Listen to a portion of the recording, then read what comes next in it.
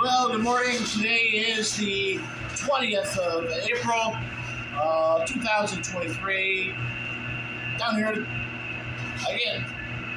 We're down to the power dam once again, looking at things, making sure everything's going all right. We're still putting out fantastic, almost 750 kilowatts, 1,700 feet of water in the head pile elevation. So we're doing fantastic. Everything's still running good. Doesn't seem like we're clogging anything up. Kind of chilly out today. Everybody, it's kind of crazy. It's 29 degrees this morning. Although we don't have any snow and things are a little bit better, so that's a plus. It's one of those days, things are just running pretty smooth, pretty quiet. Take a look at the river this morning. This is the tail race. It's calmed down a lot. Yesterday, with the discovery of the dock in the dam, or at the base of the dam downstream, I'm kind of a little nervous on what we're going to have to do and how we're going to take that out of there. That's going to be a challenge. It's going to take a few grandkids, some rope, I believe. It's definitely going to be an interesting process. But we can do it. We'll get it done. That's for sure. I think I did see a base of the big tree that went over in there yesterday also. So it got over several last week or the week before. We're sticking up and we thought, where'd it go? It's just gone. But I think I saw it under the washout. So take a look at the river this morning. It is definitely running quiet. We can actually get down closer now. Hey.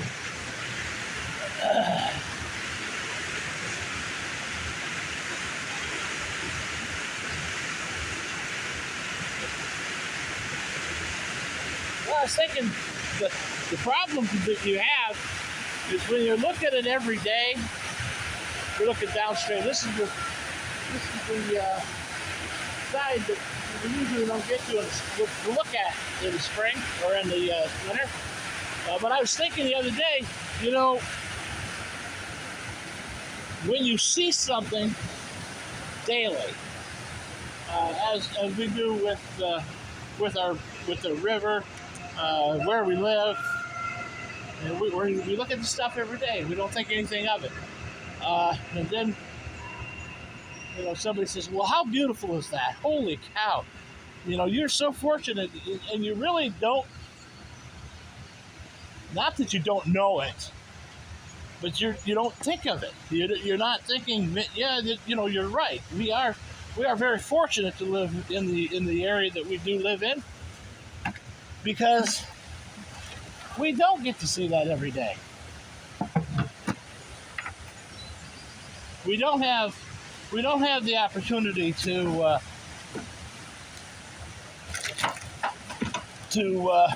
stand back and look, because we're busy, we're running, we're doing our thing, and we just don't, and we don't take advantage of, or not advantage, but we don't take time to step back and look.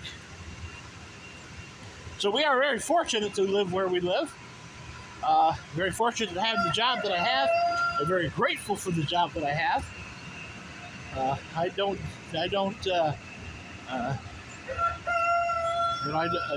Sometimes when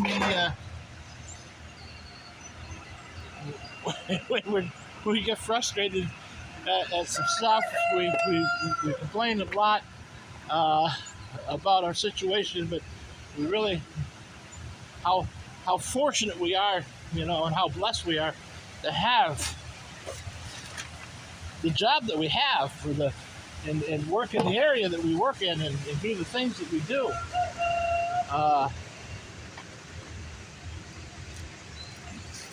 Because it wasn't that long ago. Things weren't so bright. Things weren't so great. Things weren't, uh, we were doing the mundane things, and the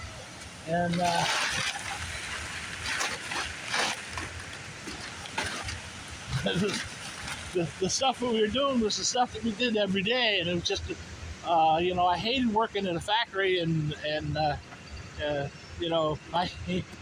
usually factory life with me lasts about 2 years is about all I can take of a factory. Then I got to get out. I just can't do it. You become part of the machines, part of the process, and there's no creativity. There's no challenge. There's no sense of accomplishment. You're doing what I do now is fantastic because I have all of those things. I can feel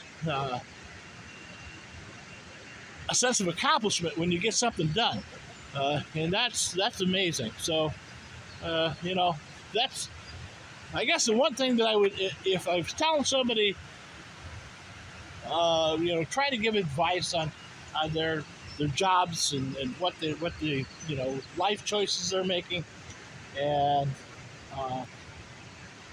what their future holds and what they should be looking at.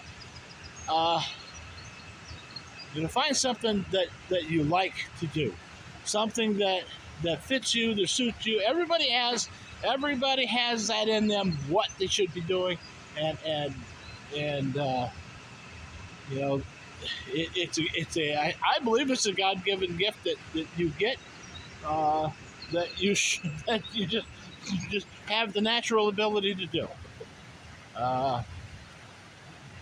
So that's my advice is just to find out what you like to do, find out what you enjoy, find out the things in life that are meaningful for you. You can be comfortable. This is the thing that I've told my kids, tell my grandkids. You can be comfortable at any income level that you put yourself at. You can be comfortable poor, or what they classified as poor. Poor is a state of mind. So as long as you don't have the state of mind that you're poor, you may not have the financial means that everybody else has, but that doesn't mean that you're poor. That means you don't have the financial means that everybody else does. Poor is a bad word to use for when it comes to monetary. Or I guess yeah, it is. It's because people. Let me be honest with you. The people that have the big luxuries, the huge houses. The huge houses that are building the great big factories and driving the nice cars and have a brand new truck every year. They're still have money issues. They have if they don't go to work, they don't have those toys. So they have payments. They may be broke at a higher level broke than you are. So monetary isn't everything. Monetary is nice, and there's nothing wrong with having a good income. As long as you're doing the right thing, God's going to bless you on that. But you just got to keep looking for that thing. And just remember, it doesn't matter. If you got a car that gets you back and forth to where you need to go, and it doesn't seem to break down every other day, and you can afford to put gas in it, insurance on it, you're doing pretty good.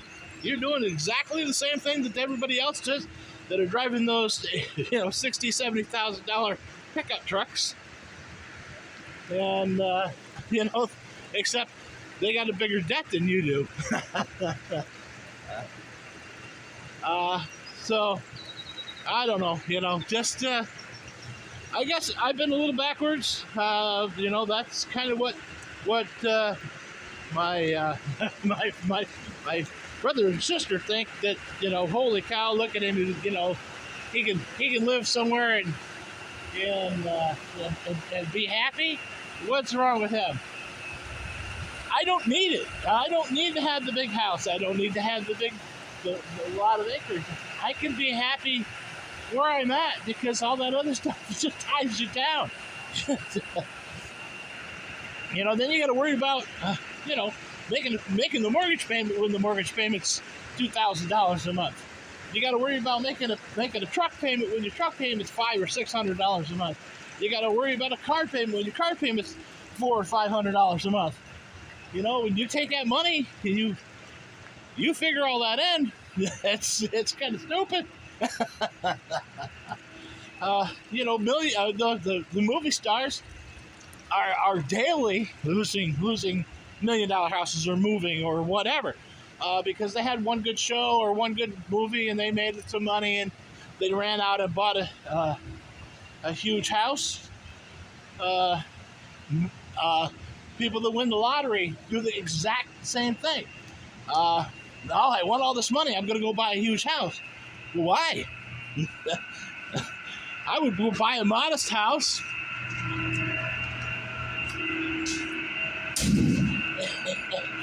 Something that's not going to eat all the money away. I mean, why? You got it. Go give it to somebody else. You're going to throw it out the window, giving it to the bank every month in a payment, or something you're not going to be able to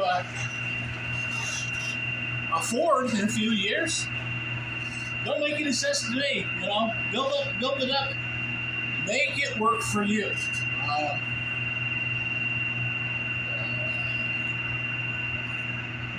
I don't know. I don't get people that run out and I won the lottery. I've got $4 million or $4 million, and I'm going to run out and going to buy $1 million house. Why? You still have this much. It's not like it's unlimited. It's going to continue to come in. I don't know. Don't understand. So I guess my thought is on that is you truly you start out within your means. You live within your means, and then you really live comfortably. If you're living within your means and all your bills are met, and you still have money left over, and you can come and go and do things, you get a short time that you're here on the earth, and why would you work for? You're now working for that house, or you're now working for that car. That's not the way it's supposed to be, and I don't understand why people do things like they do that, because that stuff is just stupid. If a pickup truck will get you back and forth to whatever job you're doing, and it costs you $10,000, or you could ride a brand new $70,000 pickup truck to do the exact same thing, except now you're going to have a $900 payment, maybe more, I don't know. Why are you doing it? Because it doesn't make any sense. Who are you going to impress? When you're working for that thing that you're buying, it's kind of stupid. If you are working to, the way I always looked at things is if you're going to buy something, how many hours did you work for that? Or how many hours are you going to work to maintain that? Or how many hours are you going to work just so that you can afford to pay for that? if you are, you're still, regardless of your income level, regardless of where you're at, regardless of what you are being told, it is still hours for dollars. You're exchanging your time, your labor, your whatever for a monetary comeback, because we have to. We have to have a job. We have to have some kind of income to sustain us. That's just the way the society is today. Even if you were a homesteader and you are working your own land to sustain yourself, you still have to be careful of where your time and your money goes, because you just gotta have money, because you're gonna have heat, lights. You're gonna have to pay property taxes. You're gonna have to do all that stuff. So you gotta have monetary stuff. You gotta have money. So you gotta figure out what it really costs you for that item and where you're at. If you're in a big house, and you could go, you know what? If I sold my house, I could buy a smaller house. I would save X number of dollars on gas. My lights would be cheaper. My taxes would go down. By all means, nobody's going to fault you for. They're going to look at you like you're going smaller. But then you explain to them, hey, you know what? Taxes, heat, mortgage payment, I can cut that in half, and I can take that money and do something else with it. Live within your means and what you've got on your plate. You're not here to impress anybody, because nobody's really impressed by you.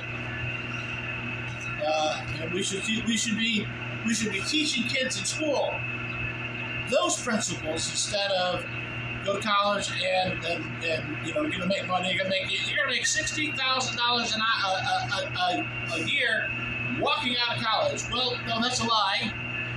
You're gonna walk out of college $60,000 in debt. What can you do? What do you want to do? Do you really want to do that job that's going to pay you $60,000, or are you just looking at the $60,000? I mean, it could be the worst job in the world, and you hate it after you do it. Or you can't find a job. I mean, I don't believe there's a whole lot of call for people with a bachelor's degree in Russian theology. Let's get real. Just because you went to college doesn't mean you're smart. I know a lot of educated idiots. Anyways, enough ranting and raving. Don't know who that was for. I don't know. I don't understand it, but wanted to bounce that off. Today I won't be doing any work. I've got to go. I've got grand jury duty. Remember, grand jury is different than trial jury. Grand jury, we just look at the evidence and decide whether or not there's enough evidence there to move forward with a case against the person. So that means we indict the person, and so that they can go to trial. We're not finding guilt or innocence.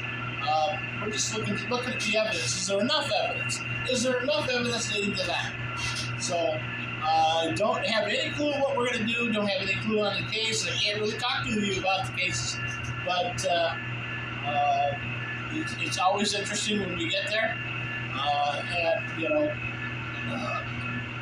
It could take you an hour. It could take you 6-8 hours. It just depends on the deliberation, what they've got to present, and therefore we don't know. Anyways, it's Thursday, so Thursday's the day I don't have any reports. Believe it or not, I don't have any reports right now to the Power Dam. Friday, I've got my reports. Saturday, I checked. But this Saturday, we're going to be doing the chicken coop. We're going to be doing some other work. I'm going to clean up this area. I've got an automatic plucker that's got to go out to the shed. I'm going to move the toolbox around in here. Get things cleaned up in here. We'll move some other stuff around and get it stacked and neatly out of the way. And then maybe we'll take the tires off the tractor. I've got to talk to Mr. Bill yet, so we'll see what that brings up. But anyways, that's where we're at for today.